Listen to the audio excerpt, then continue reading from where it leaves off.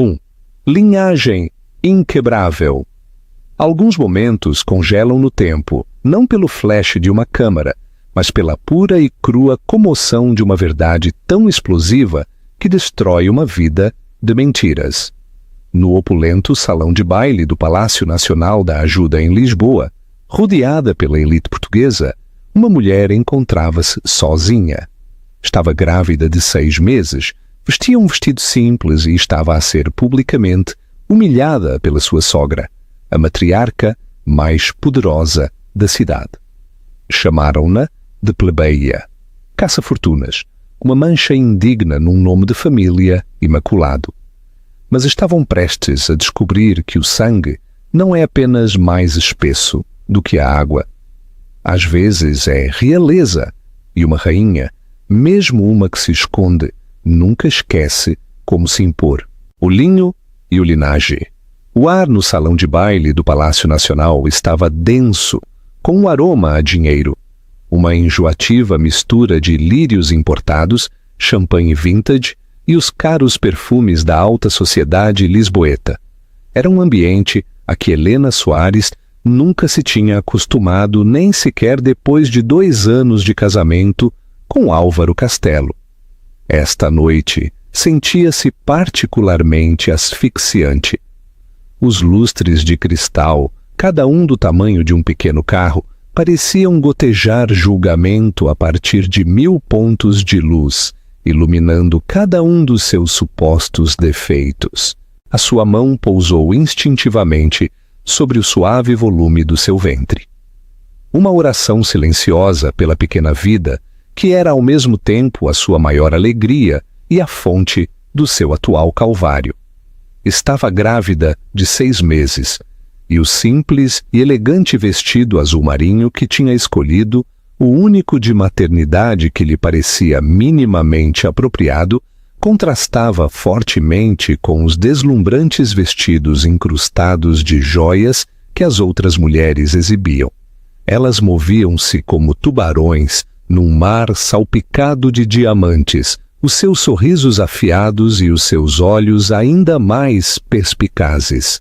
Helena era e seria sempre uma forasteira. O seu marido, Álvaro, encontrava-se a alguns metros de distância, preso numa conversa com um ministro. Parecia um herdeiro Castelo perfeito, alto e atraente com o seu smoking feito à medida, com um sorriso que podia tirar milhões de uma fundação. Ele olhou para ela e fez um pequeno gesto de encorajamento. Ele a amava. Ela sabia que sim. Ele amava a sua tranquila inteligência, o seu trabalho como historiadora de arte, o mundo de paz que tinham construído para eles longe de tudo isto. Mas aqui, no domínio da sua mãe, o amor deles sentia-se como uma vela a cintilar no meio de um furacão. A matriarca em questão, Dona Graça Castelo, mantinha a corte perto da grande escadaria. Era uma mulher formidável, esculpida pela ambição e adornada com um severo vestido vermelho sangue que parecia absorver toda a luz à sua volta. Inês Castelo, Dona Graça, era a CEO da Castelo Global, uma firma multimilionária de imóveis e investimentos que tinha herdado e triplicado em valor. A sua gala anual da Fundação Castelo era o evento social do ano, uma noite em que o poder, o dinheiro e a influência convergiam sob o disfarce da filantropia. Mas para Helena, era um teste de fogo anual. Desde o momento em que Álvaro a tinha apresentado, Inês tinha deixado claro o seu desdém por Helena. Helena era uma Zé Ninguém, uma órfã com uma educação financiada por bolsas de estudo e um passado tão branco como uma tela nova. No mundo de Inês, uma tela em branco não era uma oportunidade, era uma responsabilidade. Uma árvore genealógica sem ramos ilustres e abastados não passava de uma erva daninha a ser arrancada. Helena, querida. A voz de Inês, suave como seda e igualmente forte, cortou o burburinho. Ela tinha se aproximado sem ser notada. Tu pareces confortável. Foi uma aula de mestrado em insultos velados. Nesta sala, confortável era sinônimo de simples e pouco impressionante. Obrigada, Inês. É um evento lindo, como sempre, respondeu Helena, a sua voz firme, apesar do tremor nas suas mãos. Os olhos de Inês percorreram desde os simples brincos de pérolas de Helena até aos seus sensatos saltos. O seu lábio curvou-se num esgar mal perceptível. Gostaria que tivesses deixado o meu estilista ajudar-te. A gravidez não é desculpa para te desleixares. O nome Castelo exige um certo padrão. As pessoas estão a olhar. As pessoas a olhar eram os membros da direção, os investidores, os colunistas sociais, todas as engrenagens da grande máquina Castelo. E o padrão era um que Helena nunca conseguiria cumprir. Ela não tinha crescido a passar férias na Costa do Sol ou a aprender a sutil arte da guerra social num colégio interno suíço. A sua infância foi tranquila e cheia de livros numa pequena vila. Criada por um tutor que valorizava o conhecimento e a bondade acima da linhagem e do lucro, Álvaro finalmente se desvencilhou e se juntou a elas, colocando um braço protetor à volta da cintura de Helena. Mãe, estás incrível! A tua esposa parece estar a conservar a sua energia, disse Inês, o seu olhar fixo em Helena. Talvez devesses arranjar-lhe um assento antes da apresentação principal. Não gostaríamos que ela desmaiasse com o esforço. O dardo atingiu o alvo. Helena sentiu um rubor de calor a subir pelo seu pescoço. O aperto de Álvaro intensificou-se num pedido de desculpas silencioso, mas ele não disse nada para a defender. Nunca o fazia. O medo que ele tinha da sua mãe era algo tangível, uma terceira pessoa no casamento deles. Ele era um bom homem, uma alma gentil, mas tinha sido criado à sombra desta mulher imponente e de vontade de ferro, e nunca tinha aprendido a parar-se ao sol por si mesmo. Estou bem, Álvaro, disse Helena, forçando um sorriso. Estava apenas a admirar a orquestra. Enquanto Inês era chamada por um vereador adulador, Álvaro inclinou-se, a sua voz um sussurro baixo. Lamento, Helena, ela está apenas estressada. A nova fusão no Dubai está a dar-lhe dores de cabeça. Era sempre uma desculpa, uma fusão, uma oferta hostil, uma queda no mercado. Havia sempre uma razão para a crueldade, uma justificação que se esperava que Helena engolisse. Ela olhou para o seu marido, para a cara bonita que tanto amava, e viu o familiar cintilar da cobardia nos seus olhos. Pela 100ª vez ela se perguntou se o amor deles alguma vez seria suficiente para superar o constante e esmagador peso da desaprovação da sua mãe. Ela pensou no segredo que carregava, a verdade da sua própria linhagem, que tinha trancado há anos. Tinha prometido a si mesma que deixaria essa vida para trás, que poderia construir uma nova pelos seus próprios meios, baseada no amor e no mérito, não num nome ainda. Tinha querido que Álvaro a amasse a ela, Helena Soares, a historiadora de arte, não a pessoa que outrora foi. Mas à medida que a noite avançava e os ataques sutis dos amigos e aliados de Inês começaram a acumular-se como pequenas pedras afiadas, sentiu que a base dessa nova vida começava a rachar. Estava a ser julgada não pelo conteúdo do seu caráter, mas pela suposta vacuidade do seu passado. Um passado do qual eles não sabiam nada, um passado que poderia, num instante, pôr de joelhos todo este mundo brilhante e arrogante. A execução pública. A apresentação principal era a peça central da noite, depois do leilão silencioso, onde iates e escapadelas para ilhas privadas eram vendidos por somas espantosas. Os convidados tomaram os seus lugares em mesas que gemiam sob o peso dos arranjos florais e da fina porcelana. Helena estava sentada na mesa principal, um lugar de honra que se sentia mais como um pelourinho. À sua direita estava Álvaro, com um aspecto cada vez mais tenso. À sua esquerda, um assento vazio reservado para Inês, que faria o discurso principal. As luzes esmoreceram e um silêncio caiu sobre o salão de baile. Um vídeo elegantemente produzido foi projetado em ecrãs maciços, mostrando o trabalho da Fundação Castelo. Imagens de crianças sorridentes em estúdios de arte impecáveis, todos financiados pelo Império Corporativo Castelo. Era uma bela ficção, um verniz de benevolência sobre um núcleo de capitalismo implacável. Helena sabia com certeza que 2 dos centros comunitários apresentados no vídeo estavam a ser ameaçados por um novo empreendimento de condomínios de luxo da Castelo. Quando o vídeo terminou, o mestre de cerimônias, uma celebridade de segunda categoria, com um sorriso cegantemente branco, subiu ao palco. E agora tenho a grande honra de apresentar a visionária por trás de tudo, uma titã da indústria e uma campeã para os nossos jovens. A única e inigualável Dona Inês Castelo. Os aplausos ressoaram na sala enquanto Inês subia ao palco, parecendo majestosa e intocável sob os holofotes. Aproximou-se do pódio, os seus movimentos deliberados e confiantes. Digitalizou a multidão, os seus olhos parecendo encontrar os de cada pessoa importante na sala, antes de finalmente, e de forma intencional, aterrar em Helena. Obrigada a todos por estarem aqui esta noite. Começou, a sua voz a ressoar com poder. Reunimo-nos para celebrar a arte, para nutrir a próxima geração de criadores. Mas mais do que isso, reunimo-nos para celebrar a família, porque é a família que forma a base da nossa sociedade. É o legado que construímos, o nome que transmitimos, a linhagem que define o nosso futuro. Helena sentiu o estômago apertar.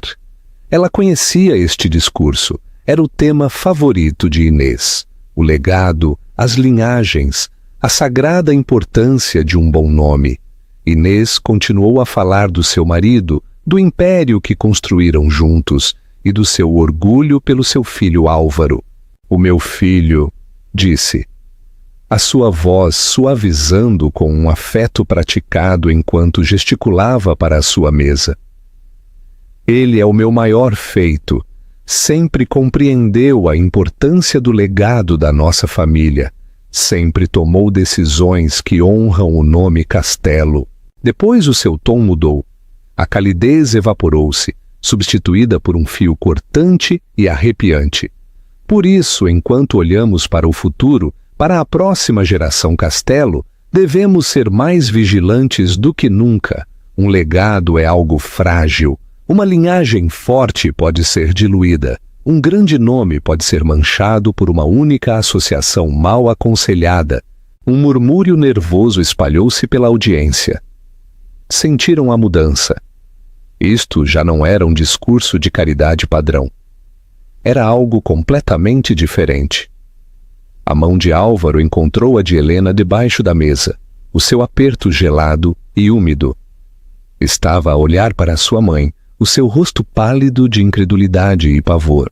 O meu filho é um homem de grande coração, continuou Inês, os seus olhos fixos nos de Helena através da sala escurecida. Às vezes o seu coração é demasiado grande. Só vê o presente, não as possíveis consequências. Pode ser encantado por uma história simples, uma natureza aparentemente doce, sem olhar mais profundamente para o fundo, para o pedigree. A palavra ficou suspensa no ar, feia e deliberada. Pedigree, como se fosse gado. Helena sentiu o sangue a escoar-se do seu rosto. Os sussurros na multidão ficaram mais fortes.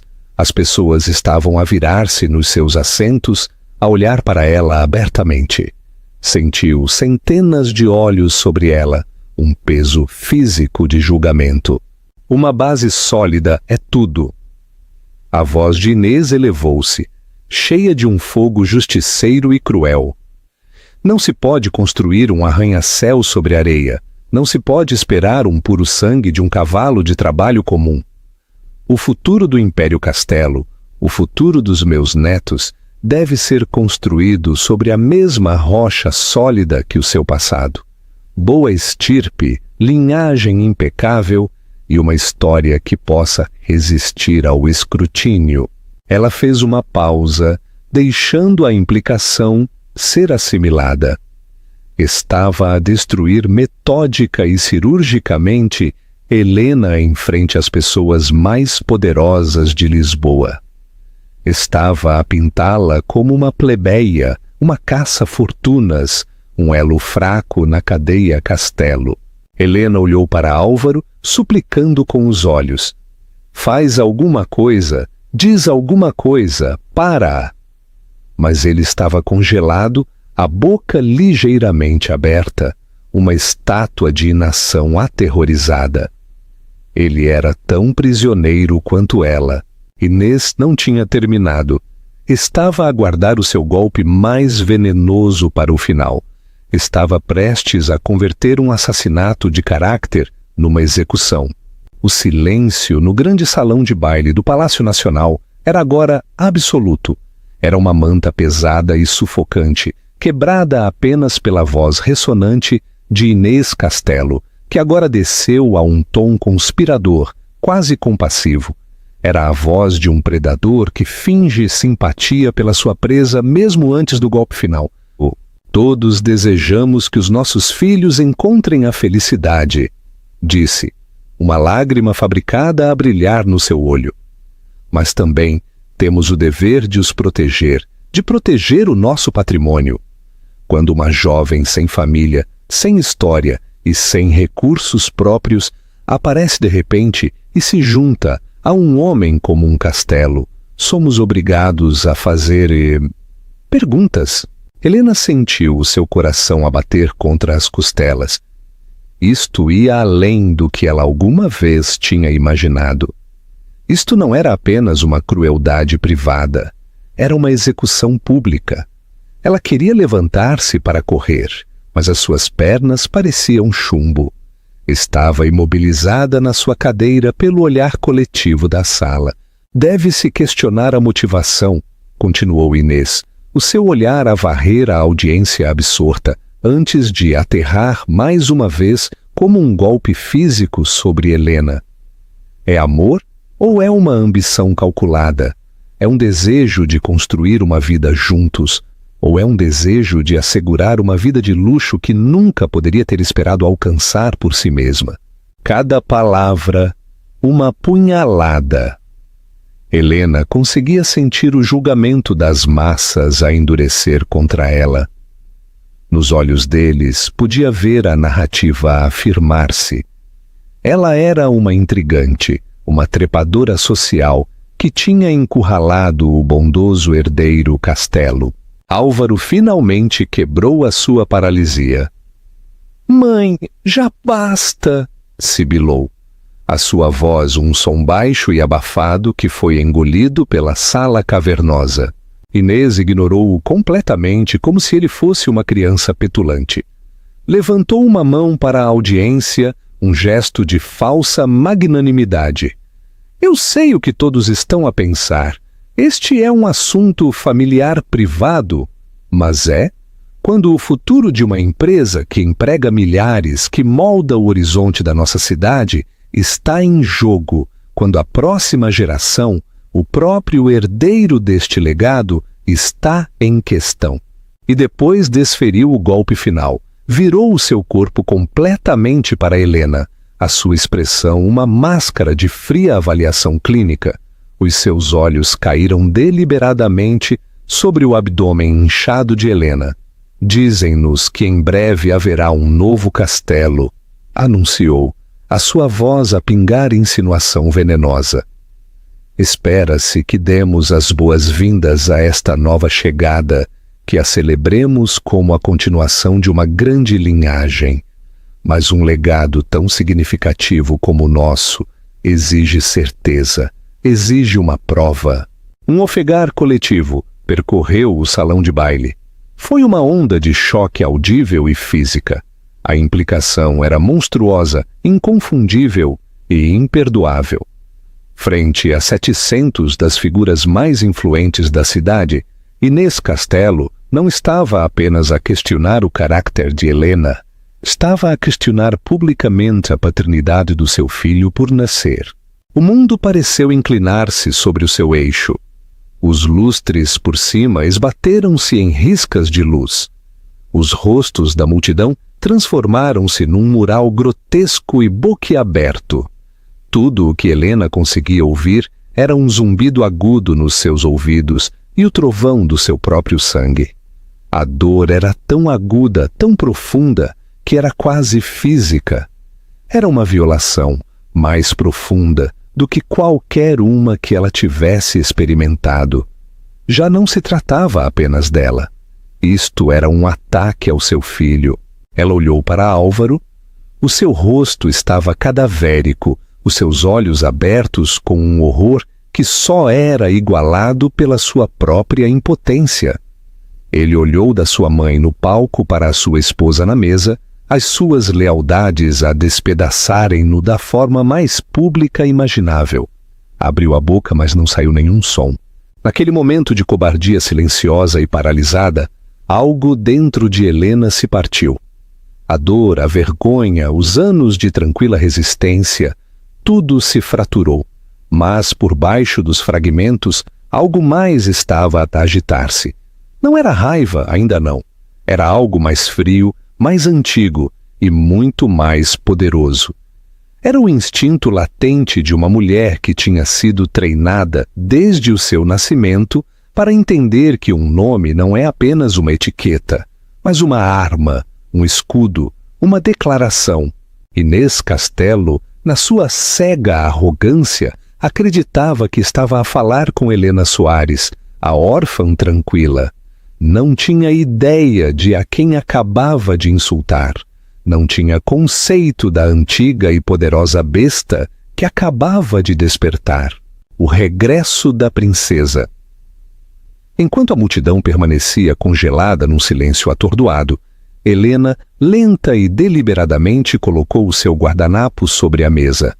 Os seus movimentos já não eram tímidos ou incertos. Eram fluidos, precisos e dotados de uma autoridade que parecia vir do nada. Ela empurrou a sua cadeira para trás. O suave ranger dos seus pés contra o chão de mármore ressoou como um tiro na sala silenciosa, e ela pôs-se de pé. O ato de Helena de se levantar foi em si mesmo um desafio que enviou uma onda de choque fresca através da sala. Todos os olhos que tinham estado fixos no monstruoso espetáculo que Inês estava a criar no palco viraram-se agora para ela. Ela era suposto chorar, era suposto fugir humilhada, era suposto estar partida, mas não estava. Ela ficou perfeitamente quieta junto à mesa, a sua postura ereta, o seu queixo levantado, o simples vestido azul marinho, que tinha parecido singelo momentos antes, agora parecia um uniforme de tranquila dignidade. O operador do holofote, sentindo a mudança no drama, instintivamente ampliou o feixe do palco, prendendo Helena no seu halo. Agora havia duas mulheres iluminadas, a agressora no pódio e o alvo que se recusava a ser uma vítima. O silêncio esticou-se, tenso e agonizante. Era um vazio onde cada convidado prendia a respiração, à espera do inevitável colapso emocional. Eles esperavam lágrimas, uma negação aos gritos, uma súplica desesperada ao seu marido. Helena não lhes deu nada disso. Em vez disso, ela deixou o silêncio permanecer. Deixou que o peso da acusação de Inês apodrecesse no ar. Ela enfrentou o olhar triunfante e cheio de ódio da sua sogra, com uma expressão de calma inquietante. O pânico e a dor que a tinham cegado momentaneamente recuaram, substituídos por uma clareza tão aguda que era quase glacial. O sangue que corria nas suas veias, o sangue de antepassados que tinham enfrentado exércitos e, navegado pelas traiçoeiras cortes da Europa, começou a cantar uma canção familiar de resolução. Ela pensou no seu tutor, um homem severo, mas amoroso, que lhe tinha ensinado história não como uma série de datas, mas como uma lição de poder, dever e sobrevivência. A dignidade é a única coisa que nunca te podem tirar, a menos que tu a entregues. Ele costumava dizer. Nunca a entregues. Ela olhou para Álvaro. Ele estava finalmente de pé, o seu rosto uma confusão de vergonha e fúria. Mãe, pelo amor de Deus, para com isto! Suplicou, a sua voz a quebrar. Mas era demasiado tarde. O dano estava feito e Helena soube, com arrepiante certeza, que a intervenção de Álvaro agora era inútil. Ele devia ter agido mais cedo. Ele devia ter defendido a honra dela antes que fosse destroçada tão publicamente. O seu fracasso em fazê-lo tinha cortado um cordão vital no relacionamento deles. Estava naquele momento total e completamente sozinha. E nessa solidão ela encontrou uma força estranha e terrível. Ela virou a cabeça ligeiramente, o seu olhar a percorrer as primeiras filas de mesas. Viu os rostos das pessoas que a tinham desprezado durante 2 anos, os membros da direção da Castelo Global que troçavam, as esposas condescendentes dos sócios comerciais de Álvaro, os colunistas de mexericos que tinham narrado cada um dos seus supostos erros. Viu pena em alguns olhos, curiosidade mórbida na maioria e uma cruel satisfação em alguns. Todos eram testemunhas, todos eram cúmplices. Inês, ao ver a compostura de Helena, pareceu momentaneamente desorientada. Esta não era a reação que ela tinha orquestrado. Tinha esperado um desastre, uma cena dramática que provaria a inaptidão de Helena para o seu mundo. Esta quietude inabalável era algo que ela não tinha antecipado. Ela tentou recuperar o controlo. Como eu dizia, disse Inês, a sua voz um pouco demasiado alta, um pouco demasiado aguda. O legado Castelo exige uma certeza absoluta. Ela foi interrompida, não por um grito, mas por um som tão inesperado que sobressaltou todos. O suave e claro toque de uma unha contra um copo de água de cristal. Ting! Helena tinha pegado num microfone do centro da mesa, um reservado para brindes e anúncios. Tocou-lhe uma vez, um som pequeno e educado que, no entanto, cortou a atenção como uma lâmina. Ela não levantou a voz. Não precisava. Todos os olhos já estavam nela.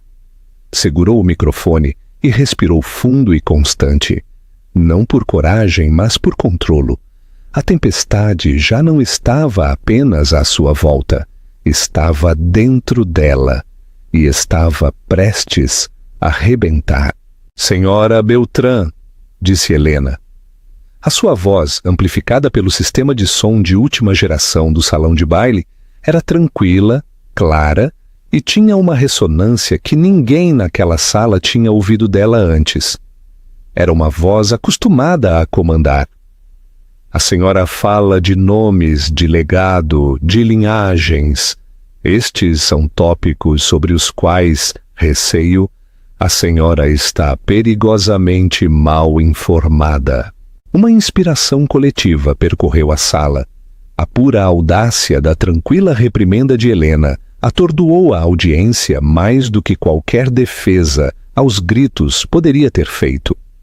A Inês Castelo, uma mulher que geria salas de direção e aterrorizava políticos, tinha-lhe acabado de ser dito que estava mal informada pela mesma rapariga rata que ela tentava destruir.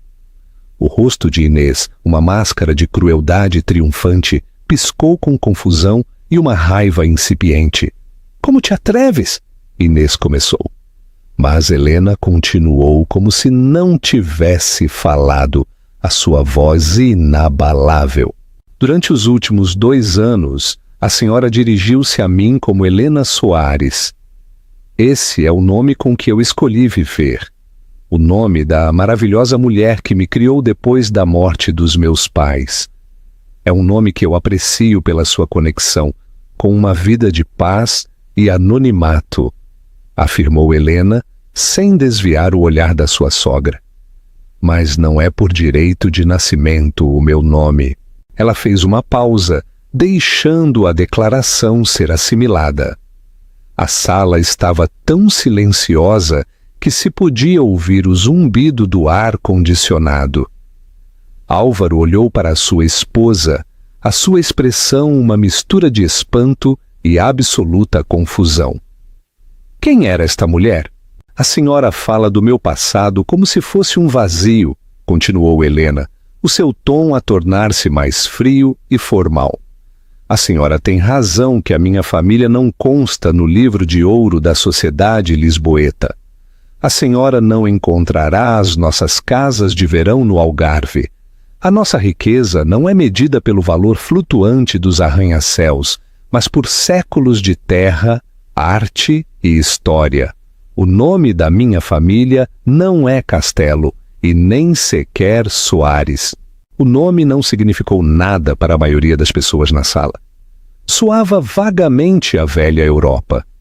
Mas para uns poucos selecionados, os membros mais antigos e educados da elite, os banqueiros suíços, os diplomatas internacionais, o nome caiu como uma bala de canhão. Os olhos arregalaram-se. Os sussurros explodiram como faíscas em erva seca. Um homem numa mesa da frente, um industrial alemão de rosto severo chamado Klaus Richter, baixou lentamente o seu copo de vinho. Os seus olhos fixaram-se em Helena com um reconhecimento crescente. Inês, no entanto, estava simplesmente enfurecida. Ivone Habsburgo? Que disparate é este?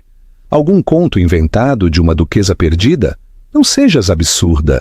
Tu és uma Zé Ninguém e nenhuma fantasia mudará isso. Helena esboçou um pequeno e triste sorriso. Não lhe chegava aos olhos. Não há fantasia e o título não é duquesa. Endireitou-se à sua altura máxima, o seu porte régio, a sua voz a ressoar com uma autoridade antiga e inatacável que transformou o próprio ar à sua volta. O meu nome completo e legal, declarou, a sua voz a ressoar por cada canto do grande salão de baile do Palácio Nacional. É Sua Serena Alteza, a Princesa Isabela Sofia de Habsburgo, do antigo Principado Soberano da Áustria. Silêncio. Um silêncio completo, profundo e absoluto. O tipo de silêncio que se segue a um relâmpago quando o mundo parece parar de respirar à espera do trovão. Depois ela fez algo que selou a verdade das suas palavras de forma mais eficaz do que qualquer documento.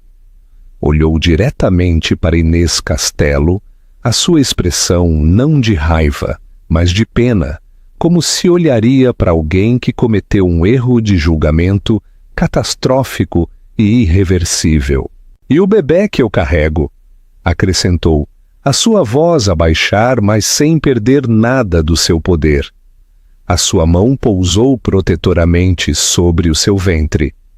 Ele ou ela não é apenas um possível herdeiro da vossa efêmera dinastia corporativa. Ele ou ela é o descendente direto de uma casa real que governava o seu próprio estado soberano, quando os vossos antepassados ainda eram camponeses, nas terras dos Áustrias. O trovão finalmente irrompeu. A sala explodiu. Não foi um barulho alto, mas sim uma onda massiva e sibilante de sussurros, ofegos e o frenético e furioso teclar de polegares nos ecrãs dos smartphones, enquanto centenas de pessoas pesquisavam de Habsburgo no Google. O Sr. Richter, o industrial, já estava de pé. Ele fez uma breve e rígida vênia a partir da cintura na direção de Helena, um gesto de profundo respeito do velho mundo que cortou o caos. Da parte de trás da sala, outra figura começou a avançar. Era um homem distinto e de cabelos grisalhos num smoking de diplomata. Era Maximiliano de Hesse, um adido cultural do consulado alemão e um velho amigo da família que Helena tinha convidado como sua convidada pessoal. Tinha estado a observar toda a cena com uma fúria tranquila. Ele parou junto ao Sr. Richter e falou com uma voz clara que chegou às mesas circundantes. A Casa de Habsburgo é uma das casas principescas mediatizadas da Áustria. Os seus direitos soberanos foram perdidos no século XIX, mas o seu título, ranking e fortunas privadas foram garantidos por tratado. Sua Serena Alteza é a cabeça da sua casa. Insultá-la é impensável. No palco, o rosto de Inês Castelo tinha passado de vermelho pela raiva para um branco fantasmagórico e mosqueado. O nome, o título, a confirmação de Maximiliano. As peças encaixavam-se com uma velocidade aterradora. Era uma mulher que lidava com o poder e, de repente, apercebeu-se com uma sensação de doença, de que acabava de iniciar uma luta com uma forma de poder que não entendia, mas que era antiga e formidável. Tinha humilhado publicamente uma plebeia. Isso foi uma vitória social. Tinha insultado e questionado publicamente a legitimidade de uma princesa europeia. Isso era uma declaração de guerra, um erro catastrófico e que alteraria o mundo. Helena segurou o microfone por um momento mais, o seu olhar a percorrer o caos que tinha criado. Depois, com um clique silencioso, desligou-o.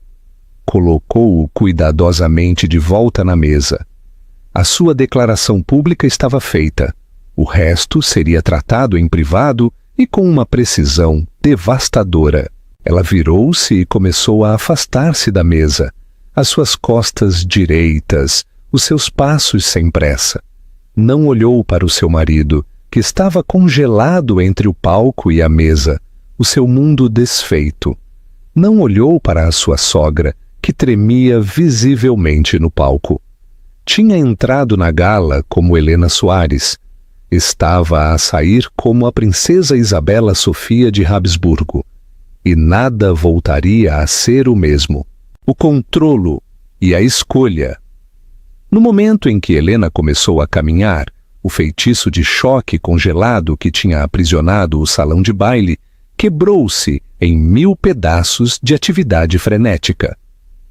Os sussurros explodiram numa conversa aberta. Os colunistas sociais já não estavam a escrever notas discretamente. Estavam a falar em tons baixos e urgentes nos seus telemóveis, a ditar a história de uma vida. O som dos obturadores das câmaras, que tinha estado silencioso durante a humilhação, agora clicava com um fervor desesperado e predador, enquanto os fotógrafos tentavam obter uma foto da forma que se retirava de Helena. A dinâmica de poder de toda a noite não só tinha mudado, tinha se invertido com a força de um evento tectônico. Inês Castelo, que há momentos tinha sido o sol em torno do qual todo este universo orbitava, era agora uma pária no seu próprio palco. O holofote que tinha iluminado o seu poder agora expunha a sua loucura catastrófica. As pessoas já não olhavam para ela com admiração, mas com uma mistura de horror, pena e uma palpável sensação de schadenfreude, alegria com a desgraça alheia. Ela tinha voado demasiado perto do sol, e as suas asas de cera, forjadas com arrogância e crueldade, tinham se derretido completamente. Álvaro, agitado pela vista de Helena, tropeçou atrás dela. "Isabel, espera! Helena, por favor!"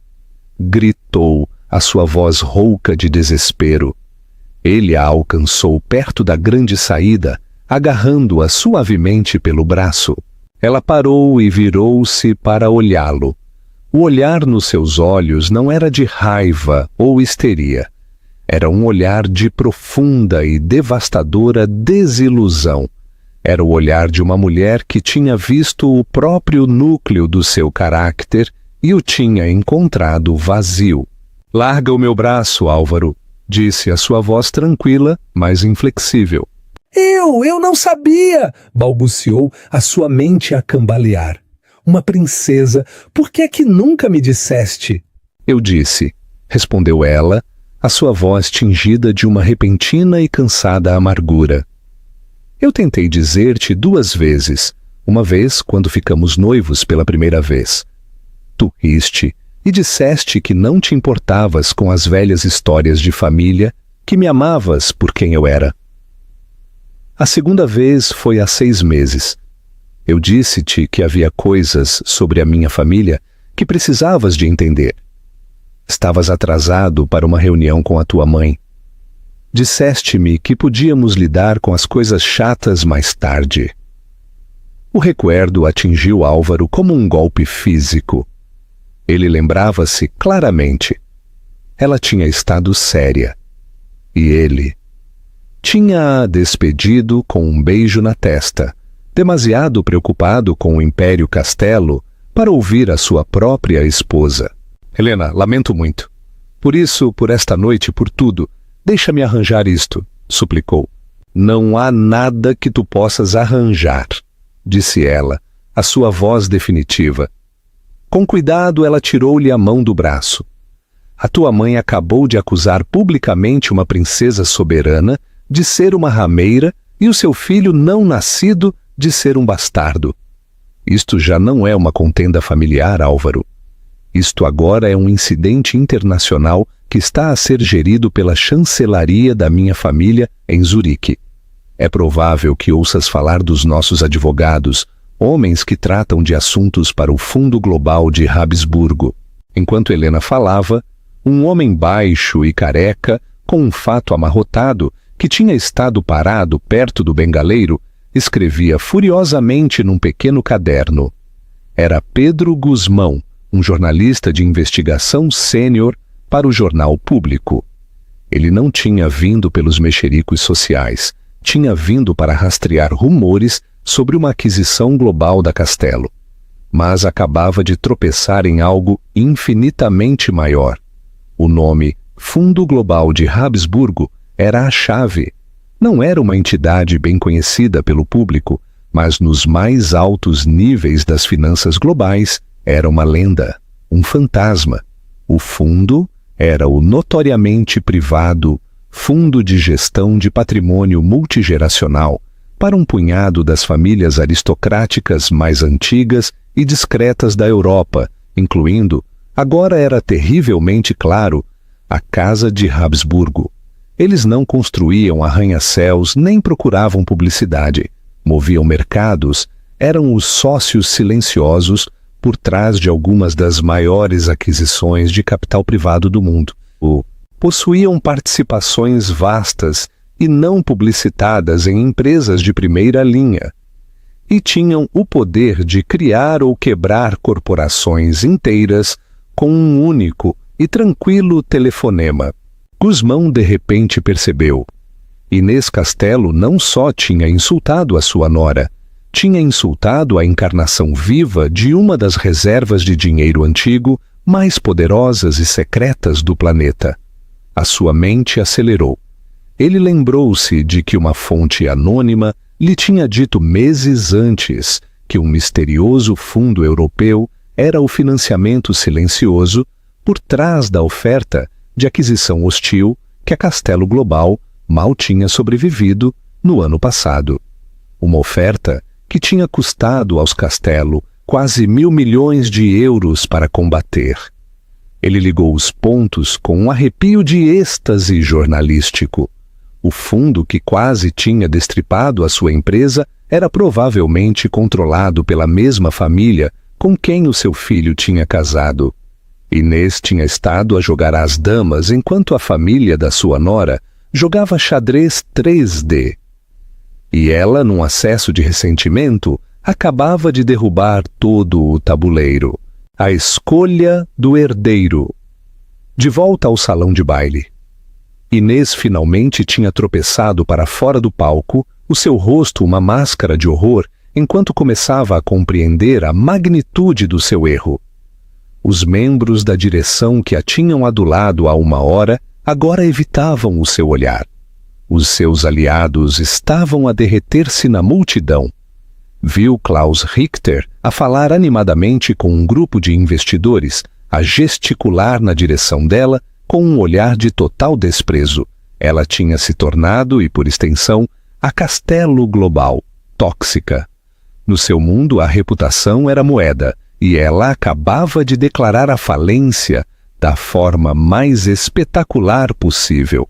Helena saiu pelas portas do salão de baile e entrou no grande hall, deixando o caos para trás. Maximiliano de Hesse estava à espera dela, a segurar o seu simples casaco de tecido. "O seu carro está à espera, Sua Alteza", disse, a sua voz cheia de uma mistura de preocupação e orgulho. Ele a ajudou com o seu casaco. O escritório da família em Zurique foi alertado. "O jato está de prontidão no aeroporto de Lisboa. Podemos estar no ar em 2 horas." Helena fez uma pausa, a mão no seu ventre.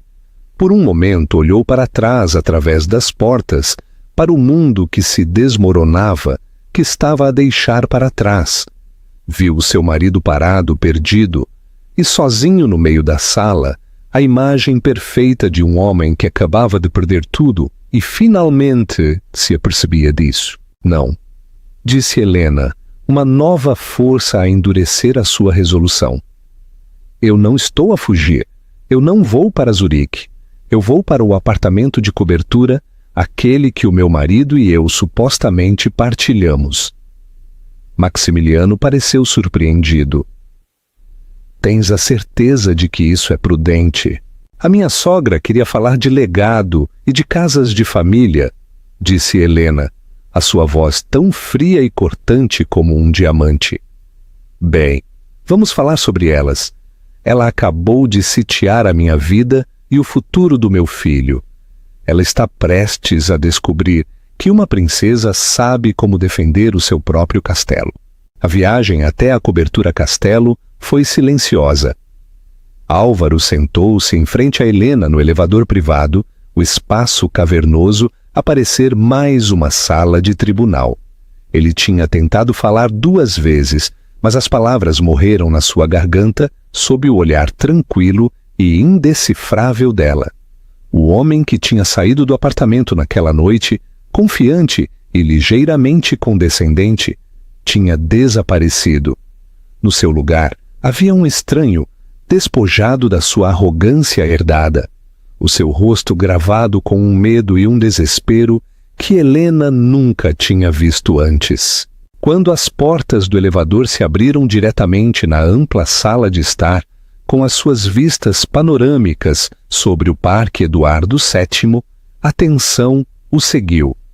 O apartamento, que outrora se sentiu como um belo santuário partilhado, agora sentia-se como um campo de batalha.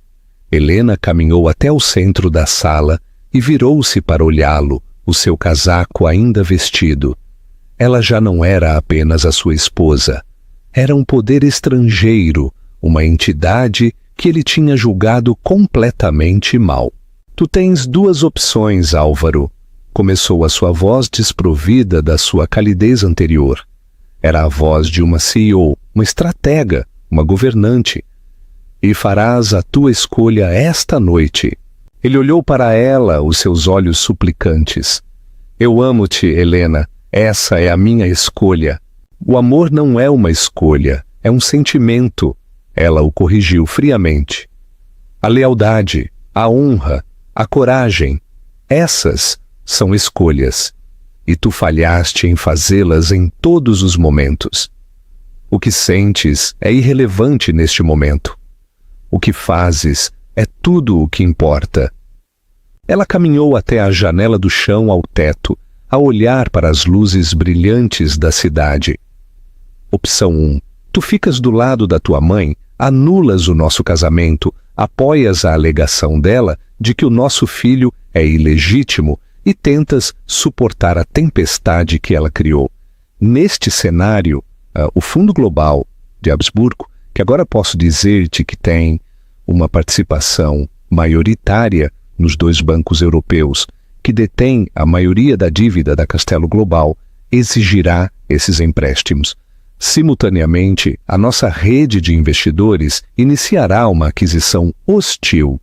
Desmantelaremos a empresa da tua mãe, vendê-la-emos por partes, e o nome Castelo será uma nota de rodapé nas páginas de negócios dentro de 6 meses. Tu ficarás sem nada. Álvaro olhou para ela, o sangue gelou-lhe. A oferta hostil do ano passado tinham sido eles. Um tiro de aviso que ele nem sequer sabia que tinha sido disparado. A sua mãe tinha travado uma batalha contra um fantasma sem se aperceber de que o fantasma dormia na cama do seu filho. Opção 2, continuou Helena virando-se da janela. Tu ficas do meu lado, e quando digo fica do meu lado, eu não me refiro a um pedido de desculpas tranquilo enquanto continuas a deixar a tua mãe dirigir a tua vida. Eu refiro-me a uma ruptura completa e total. Tu convocarás uma reunião de emergência da direção para as 9 da manhã de amanhã. Tu exercerás as ações com direito a voto que o teu pai te deixou, aquelas que a tua mãe te convenceu a nunca usar contra ela. E tu votarás com uma coligação de membros da direção, com os quais eu já estive em contato. Tu votarás para destituir Inês Castelo como CEO e presidente do conselho. Álvaro ficou mudo de espanto. Tu estiveste em contato com membros da direção durante os últimos 6 meses, confirmou Helena, sem um piscar de olhos de emoção. Desde que a tua mãe acidentalmente deixou o meu nome de fora da escritura deste apartamento. Eu apercebi-me então de que ela nunca me veria como família, apenas como uma ameaça que devia ser gerida e, eventualmente, descartada. Eu não permito que as ameaças à minha família fiquem por gerir. A tranquila historiadora de arte tinha desaparecido. No seu lugar, havia uma princesa que tinha estado a jogar um longo jogo estratégico, enquanto ele tinha estado completamente alheio. Tu assumirás o cargo de CEO da Castelo Global, ordenou.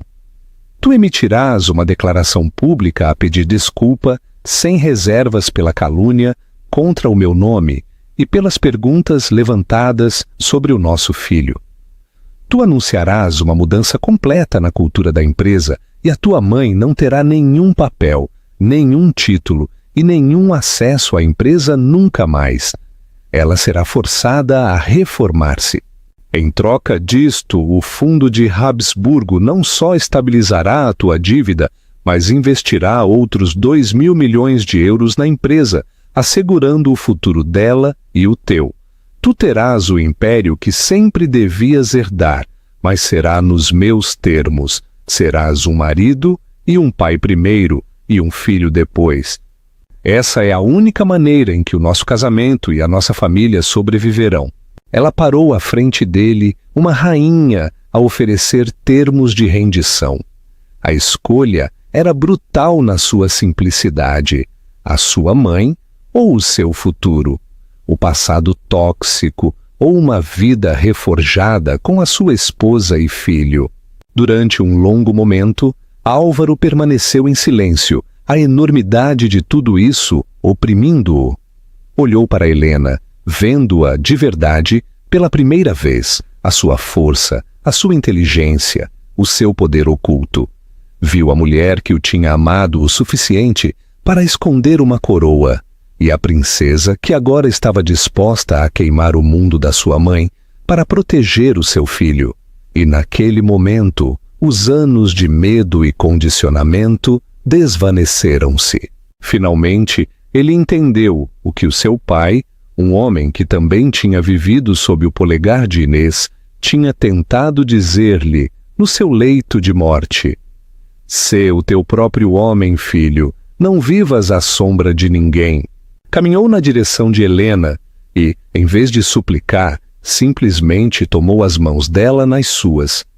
estavam a tremer ligeiramente. Eu escolho-te, disse a sua voz, grossa de emoção, mas clara de convicção. Eu escolho o nosso filho, eu escolho-nos. Eu devia ter feito isto há 2 anos. Eu devia ter feito isto esta noite. Toda a minha vida. Eu devia ter escolhido isto. Eu vou fazer a chamada. A reunião da direção é às 9 da manhã. Uma única lágrima, a primeira que ele tinha derramado em toda a noite, traçou um caminho pela face de Helena. Não era uma lágrima de tristeza ou de vitória, mas de um profundo e doloroso alívio. Talvez restasse algo para salvar, afinal. A guerra pela sua dignidade tinha terminado. O longo e difícil trabalho de construir um novo legado, um legado castelo de Habsburgo, construído não sobre a crueldade e a arrogância, mas sobre uma base de força recém-descoberta e lealdade arduamente conquistada, apenas começava. Comenta, o que é que achaste da incrível transformação de Helena? Achas que a decisão de Álvaro foi a correta? Ou foi demasiado pouco, demasiado tarde? Conta-nos a tua opinião nos comentários. O novo legado. As horas entre a meia-noite e o amanhecer foram as mais longas da vida de Álvaro. O extenso apartamento de cobertura, outrora símbolo do seu sucesso, agora sentia-se como um centro de comando para um golpe de Estado que ele era forçado a liderar contra a sua própria família. Depois de tomar a sua decisão, Helena não o mimou, nem lhe ofereceu elogios efusivos. Em vez disso, tinha passado para um modo de ação tranquila e decisiva, que era simultaneamente aterrorizante e fascinante. A primeira chamada que fazes é para Carlos Solórzano, instruiu a sua voz, firme, enquanto lhe te entregava um copo de água. Ele está no comitê de auditoria da direção. Os meus contactos já falaram com ele. Sabe sobre a alavancagem da dívida e a posição do fundo. Ele será o teu primeiro aliado. Durante as 3 horas seguintes, Álvaro, guiado por uma lista que Helena tinha tirado da sua mala, fez uma série de telefonemas que desmantelaram sistematicamente o reinado da sua mãe. Ele falou com membros da direção, chefes de divisão e investidores-chave.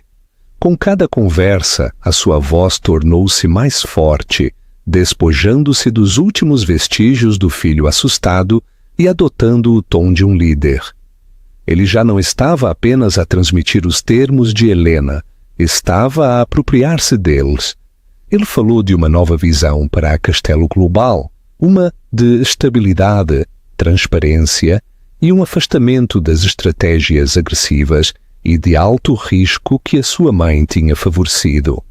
Estava a aproveitar a crise da noite para obter um mandato de mudança. A chamada mais difícil veio quase às 4 da manhã. Foi para a sua mãe. Inês atendeu ao primeiro toque, a sua voz um sussurro rasgado e desesperado. Álvaro, no que é que se passa? A imprensa está a ligar. As nossas ações vão cair a pique. Tu tens de arranjar isto. Tu tens de denunciar aquela mulher. Diz-lhes que foi tudo uma mentira, uma ilusão. Não, mãe. A voz de Álvaro foi monótona, desprovida da calidez que ela estava acostumada a ouvir.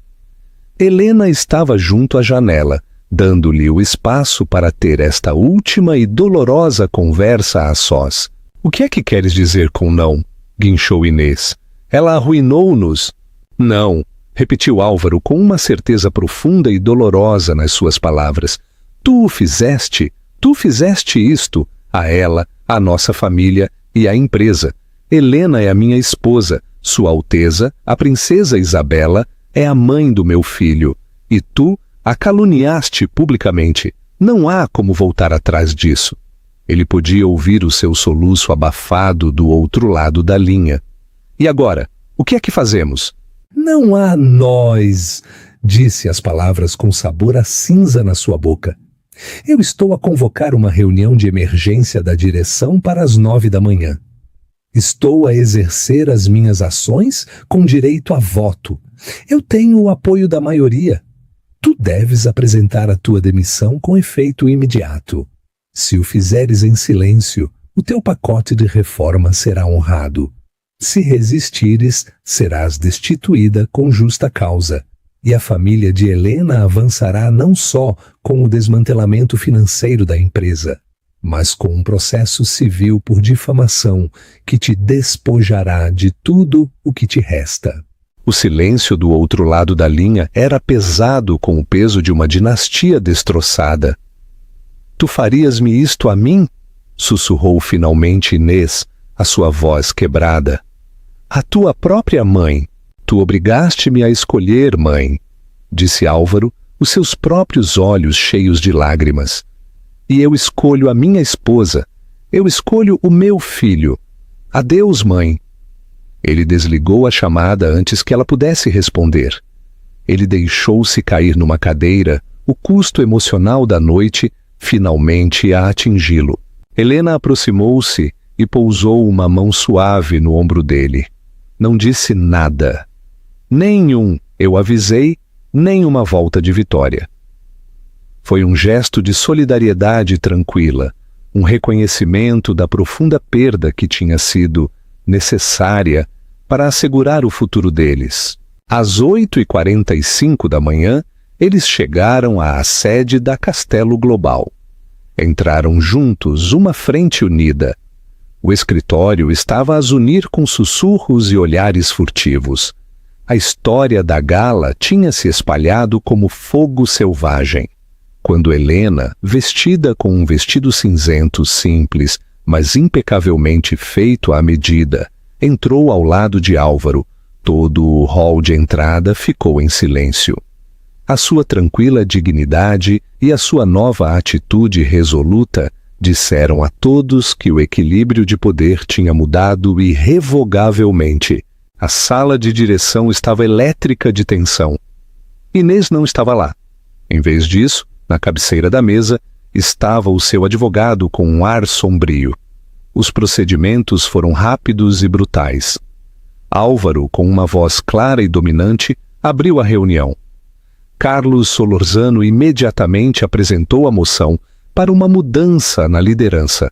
Um por um, os membros da direção deram os seus votos. Foi unânime. Inês Castelo estava fora. Álvaro Castelo foi nomeado CEO interino, pendente da confirmação dos acionistas. Mesmo quando a votação foi finalizada, o telemóvel de Helena vibrou. Era uma mensagem de Maximiliano de Hesse.